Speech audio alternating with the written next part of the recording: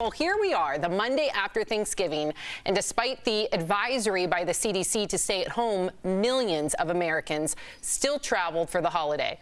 Now, health officials are saying anyone who traveled should get tested and maybe even quarantined. This comes as Dr. Anthony Fauci has a warning about what all of this might mean for the pandemic. Here's what he said on ABC News. We may see a surge upon a surge. We don't want to frighten people, but that's just the reality. We said that these things would happen as we got into the cold weather and as we began traveling, and they've happened.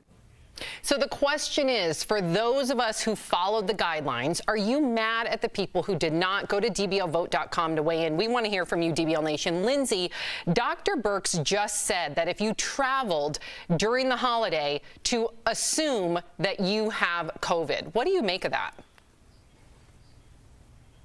That's extreme. I think that everyone should protect themselves, though. I understand that some people went home to their families or went home to be somewhere else for a large portion of the year. And I know that there are ways to protect yourself. So I know that the question is, like, are you angry with them? I think I'm angry with the people that just straight up didn't wear any masks, skipped the rules, were on the plane just frivolously or doing anything on a train frivolously. But I think there are ways to protect yourself. There are people that we've even had on the show that talk about the ways they protected themselves and been able to move around. So I think it's really taking precautions. And I know earlier, Al and I were talking about some of the protests that happened earlier this year and how the numbers didn't spike tremendously when people were out protesting because a lot of people had masks on, were doing those things to protect themselves. So I think we have to think about how people are moving around, and hopefully we don't see a surge on top of a surge like Dr. Fauci said.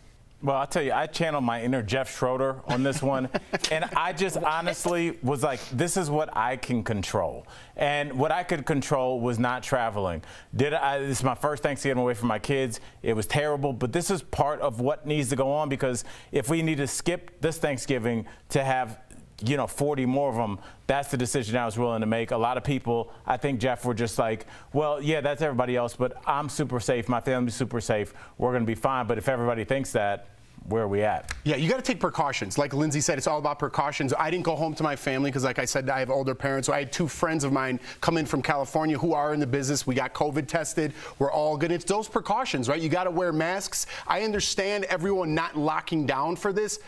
But listen, to get mad at somebody at this point is kind of like that old saying, I'm going to drink poison and hope you die, right?